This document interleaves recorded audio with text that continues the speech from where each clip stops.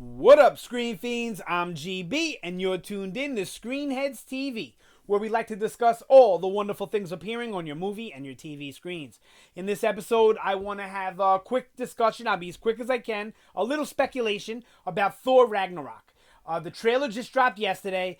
I wanted to do a video yesterday, but I didn't get a chance. And oh my god, was that trailer amazing.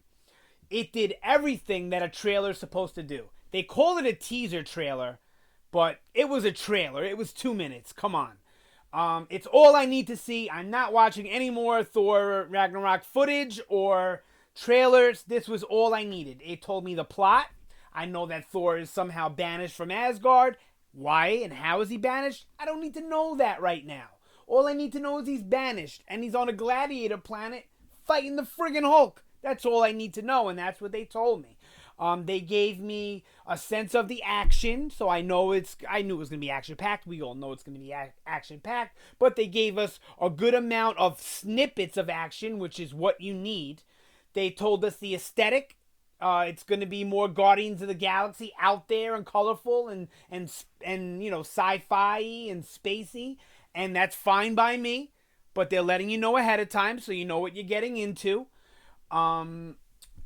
They told us who's in it. They showed us basically at least a glimpse of all the major players in the movie, as far as Thor, Hela, Loki, Hulk, Valkyrie, and a little bit of Scourge. And that's all we really need, right? Those are the main characters of this movie. We even saw Grandmaster, who I'm sure will play not a significant role as I think a lot of people would like, but, you know, he's going to probably be in it as much as the Collector was in Guardians of the Galaxy. Now, I loved all the other two Thor movies. I love all Marvel stuff. You guys probably know that about me already. But this looks like it's not only going to be the best Thor movie, but it's going to be one of the better Marvel movies to date. It looks like they're taking what we love from Thor and what we loved about Guardians of the Galaxy and mixing them together.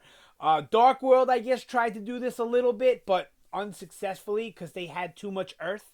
This looks like it's going to have very little Earth. I'm pretty sure it's going to start with a little bit of Earth, and then the rest is going to be journey throughout the 9 realms. We'll get a little bit of time on Sakaar, obviously, a little bit of time on Asgard, and then I think the rest is going to be kind of bouncing around. But I think we'll get very, very little Earth. A little at the beginning, maybe a little at the end. That's it. But this trailer really it had everything. It was perfect. You don't need to see any more of this movie to get excited. Now, with that being said, and with only this trailer for me to go off of, let me just speculate real quick on the characters and where I think they're going. First off, Thor, it's self-explanatory. I don't even need to talk about it. You see, he loses Mjolnir. We shouldn't have seen that. Right now, the mystery should have been, how does Thor get banished from Asgard? Why is he on this gladiator planet? But instead, we see that the hammer gets destroyed, and Hela obviously banishes him somehow. And that's going to be it. He's going to fight Hulk, then he's going to join up with Hulk, and then he's going to go on this journey to save the 9 realms. And we all know how it's going to end successfully. We just know it, right? Will he get Mjolnir back? Maybe. I think he's going to get a different version of Mjolnir, and I don't think it's going to be as powerful as Mjolnir, because I think Mjolnir has the Soul Stone in it. I'm going to do a video about that theory. It's going around the internet. I'm not the person who made it up. I'm not going to take credit for the theory, but I do subscribe to it. I don't agree with it, but I'll get to all that in that video, that speculation video. But I do think the Soul Stone will be inside the hammer. If it's not inside the hammer, Hela will have it, or that will be the point of her journey, is to get it, so that she can start Ragnarok and put an end to the 9 realms by taking everyone's soul. That's what I think is going to happen as far as the main plot. So, there you go, Thor. Hulk, how did he get to that planet? I have no idea. Probably Loki. Maybe Grandmaster. Maybe he tries to banish himself and flies into outer space and then gets picked up by one of these other characters. I don't know. But I really strongly think that Loki... Whoops, sorry, Maggie. That Loki has to do with how Hulk ended up in space. And I also think that Loki's mind controlling him, and that's how come he doesn't seem to recognize Thor or anything like that. I think they're not only taking Planet Hulk and putting it in the Ragnarok story, but I also think they're taking a little bit of the Hulk verse, the animated story.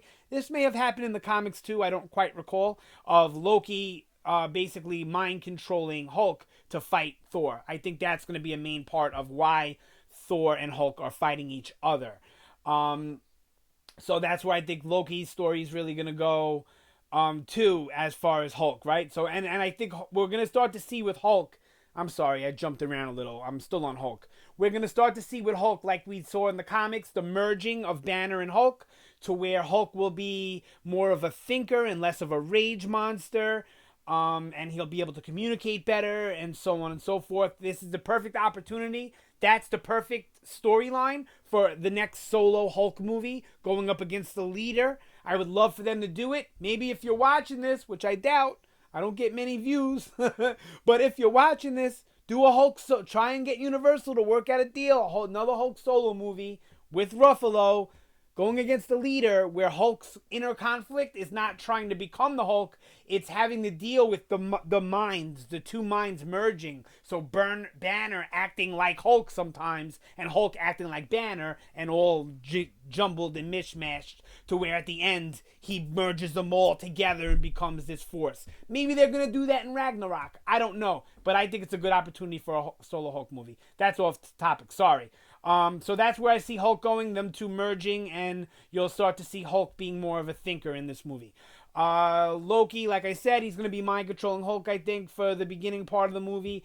And I think he's responsible for letting Hela out. So we're going to get that, like in Thor Dark World, we're going to get the Loki where he's bad, evil, scheming. You can tell that. You don't trust him. But he's working with the good guys because he wants to stop Hela too. Or maybe he doesn't, because he seems like he might still be working for Thanos maybe. So maybe he'll be working with Hela. Maybe it'll be a twist at the end where we think he's against Hela and find out he's working with her.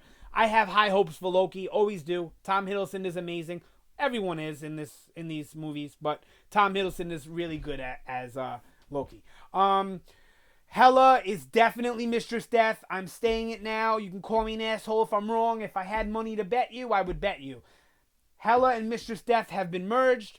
Marvel has 8,000 characters and 8,000 and 16,000 storylines. You can't have them all. So to have some of those interesting storylines, sometimes you get to merge characters together. And I definitely think that's where we're going with Hela and Mistress Death, where they will be one. Just look at Hela's look, all in black and everything. It's so Mistress Death. Look at her makeup. Very Mistress Death. I think the Soul Stone is going to play a big part in this. That has to do with Hela, who's like in charge of the souls in hell, right? And then you have Mistress Death, who kills people or collects souls or whatever the fuck. And if you look at the I'm trying to wrap this up quick, under 10 minutes. If you look at the Entertainment Weekly with her on the cover, you see her makeup. Look at it from afar. She looks like a skull. Look at it from the corner of your eye or below your vision. It looks like a skull. I guarantee you in this movie we'll get at least one scene of Hela with where the lighting affects her in a way where her face looks like Mistress Death in the skull. Guarantee it. And isn't Hela's look with the headdress sick? I can't wait for this movie. I'm so excited. Can't you tell? All right, so then that's Hela, Scourge. I think Karl Urban was the wrong choice. They could have got a bigger, more intimidating, more scary looking guy. Not that Karl Urban isn't intimidating and kind of scary looking, but he's not big enough. He doesn't look like a formidable match for Thor or Hulk. And they could have went with any WWE wrestler or any big, just hulking looking guy, because he doesn't need to have a lot of lines. He's there for brute force.